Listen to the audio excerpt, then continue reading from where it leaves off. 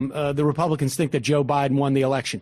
When you talk about moral bankruptcy, you don't need to be a leader. I'm sorry. It doesn't necessarily involve you being a leader to do what is right. That is what the definition of moral bankruptcy is. When you are afraid to simply do what is at hand. There are other Republicans who are doing this. If enough Republicans vote the idea that they're all going to be subject to being assassinated when this is, we have literally just witnessed their people, essentially their voters, their party members crash the Capitol, and those folks were looking for Democratic congresspeople. And so, and Mike Pence, I guess. And Mike Pence, but I guess. The comparison to Ilhan Omar and Ocasio-Cortez is so important because they do get regular death threats way, way more than these Republican lawmakers will ever get or dream of. And that doesn't stop them from legislative and electoral bravery on a consistent basis. But what's so funny about that is that, yes, they get death threats all the time. And now they're upset that the Frankenstein, the monster that they've created, which is this MAGA obsessive base of supporters that don't believe in anything except for what Trump says, they're upset that that will be turned on them. They were fine with it being turned on the progressive women in the House of color. That's okay with them, and them getting death threats on a quotidian regular basis, that's fine. But now that it affects them, okay, they have something to say about it. Cry behind the scenes to Democrats who then make that case for them. Right. In public. I'm sorry. There's no. That's just not going to cut it. Nope. You got to do the right thing. And we're going to talk to Adam Jentleson about that dynamic in the Senate in just a moment. First, today's program sponsored by Grove Collaborative. This is the way that I make sure I get all of my cleaning supplies without the hassle. If you are looking for high quality, natural, non-toxic cleaners, sustainability, Grove Collaborative is the place to go. It's an online marketplace, and you get things like soap and like sponges and like bathroom cleaners, and I get little vegetable brushes. My big thing now is what I get from them is, and people know this, I don't like scents. I get the 7th generation. I get the dish liquid and the hand soap, no fragrance, completely fragrance free. I also, I get the Method bathroom cleaner stuff, antibacterial, all this stuff, non-toxic. That's what I like about it. I don't want my kids, I don't want the cats to get around this stuff. And the big thing that I did, particularly during the early days of COVID, is I bought like a bunch of refills. And they have dispensers, they have glass spray bottles, they have glass hand wash bottles. I went the whole hog on that. And so now I have like 4 or 5 of these bags, and I just refill it. It's super easy. And I have the app. And so for me, I just go on the app. You can go to grove.co. It's grove.co. You can join 2 million households who have trusted Grove Collaborative to make their homes healthier. Shipping is fast and free on your first order. You can also use their app. It's super easy. And that's the thing I think I really like about it. I like to go in, whatever it is, once a month. You don't have to worry about it. I don't worry about it. I don't think about it. Boom. I do a quick. You can make your home healthier and happier this new year for a limited time. When you go to grove.co/majority, you receive a free Mrs. Meyer's gift set plus some free shipping with your first order. That's a $30 value, but you have to use the special code. Go to Grove, grove.co/majority to get this exclusive offer. That's grove.co/majority. My little secret is that when there was a run on toilet paper, Grove had it, all the natural toilet paper. Wow. Yep. I probably should have told more people, but I was a little afraid. Well, no, you were being protective. All right. Want to welcome to the program the Public Affairs Director from Democracy Fund, former senior aide to Senator Harry Reid, the author of Kill Switch, The Rise of the Modern Senate and the Crippling of American Democracy. Adam Jentleson, welcome to the program. Thanks for having me. So, Adam, I'm very excited to have you here, in particular on, on this day. And to some extent, I think what we anticipated when we booked you has changed just a little bit. But I want to talk about the filibuster and what you've written in the book and the history of the filibuster. It's fascinating. There was stuff in there, as much as I've been sort of decrying the filibuster for years, there was stuff in there I did not quite realize, and I found it a great read. And then obviously I want to talk about the report today that Joe Biden is going to supposedly eschew a reconciliation and try and get a bipartisan deal. But let's talk about this history of the filibuster. You basically break it down into two different eras. The first essentially coming from more or less around Reconstruction through to the Civil Rights Act. And give us a little bit of history of this. What I found amazing that I found from your book was that every deployment of the filibuster during that time, that some 80 years, I guess it was, more was to stop civil rights legislation. Yeah, that's right. I mean, we know, we have a vague sense that the filibuster was associated with segregation, with efforts to stop civil rights. President Obama has called it a relic of the Jim Crow era. But, that's not just an association. That was its primary and exclusive purpose. It was, dating back to the beginning of the Senate, the filibuster was not part of the original Senate. The founders did not include it in the Senate. The Senate was a majority rule body with and obstruction was looked down upon in the original Senate. And it was only after the intervention of John Calhoun in the middle of the 19th century that the filibuster really began to come into existence as we know it today. But it wasn't until the 20th century that the filibuster could be applied in the way we know it today, where it is used to raise the threshold to pass a bill from a simple majority to a supermajority.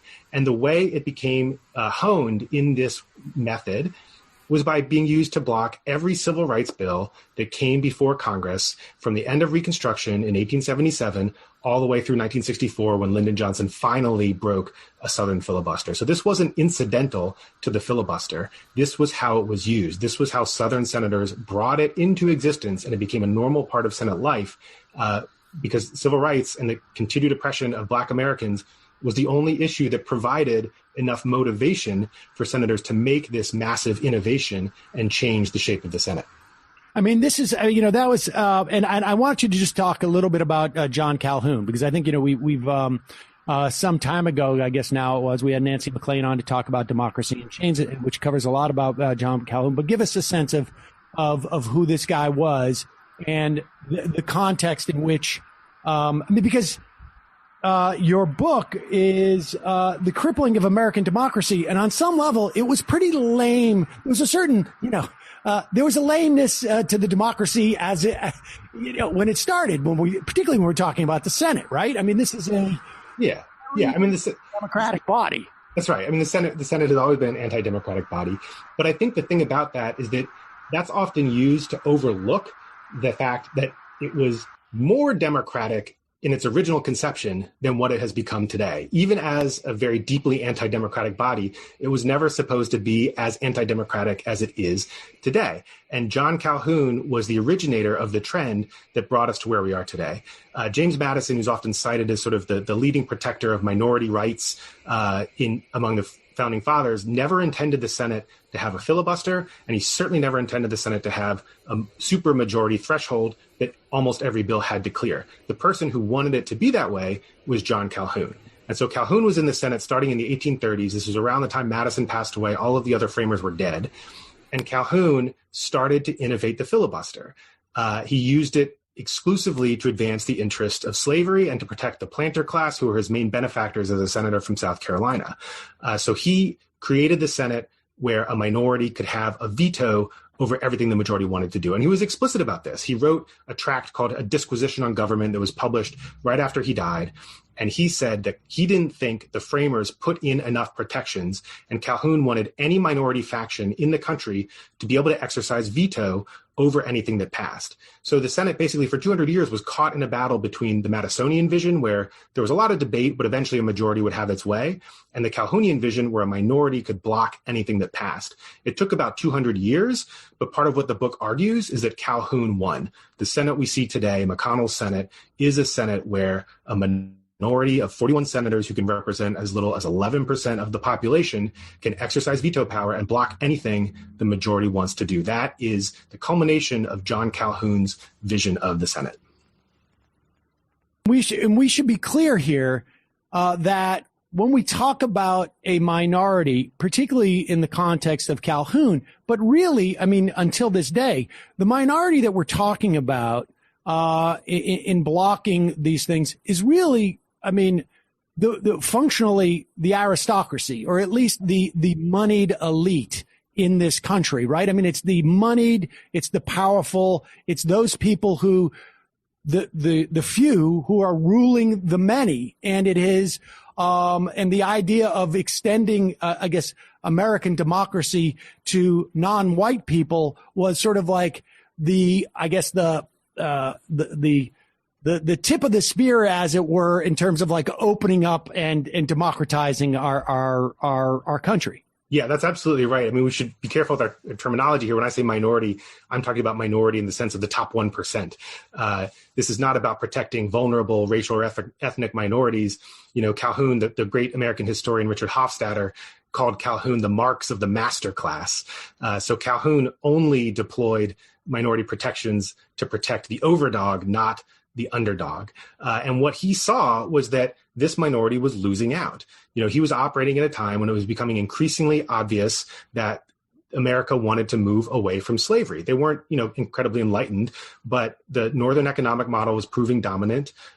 Even, you know, in the antebellum times, there was a prevailing sense that slavery was a necessary evil. A lot of the argument that they made was that slavery was bad for white people because it debased them and taught them bad habits. So, you know, we're not exactly talking, you know, enlightened thought here, but nonetheless, slavery was losing out, and the slaveholding class was a minority. Calhoun needed to find a way to increase the protections and the power of the minority within our system of government. And in order to protect, you know, the planter class, the elite, the wealthy, and preserve the oppression of Black Americans, that is why he invented the filibuster. So let's talk about the second era, I guess, of the filibuster, where sort of the that game that you just described on some level, that dynamic is sort of blown apart by the Civil Rights Act. And we move into sort of like phase two of trying to maintain that power by the elite, essentially, in a new era. Characterize that era for us. Yeah, so this is fascinating. So, you know, much has been written about 1964 when Lyndon Johnson, as president, finally broke a Southern filibuster against civil rights. Now, to be clear, this was not the first time a civil rights bill had come before Congress. There were many civil rights bills that had come before Congress, like we talked about in the previous 80 years. This was the first time that they were finally able to break a Southern filibuster. Now, at the time, people thought maybe this is the end of the filibuster. Maybe the way that people saw it being used against civil rights will cause it to go away. Its association with segregation, its association with white supremacy will make it something senators don't want to use. But what happened against expectations was the opposite.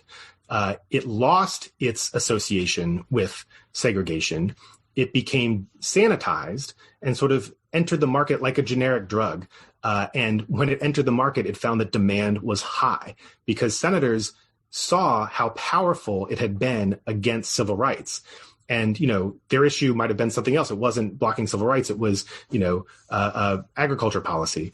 But they knew that they could take the filibuster and wield it and create leverage for themselves in the same way the South had used it against civil rights.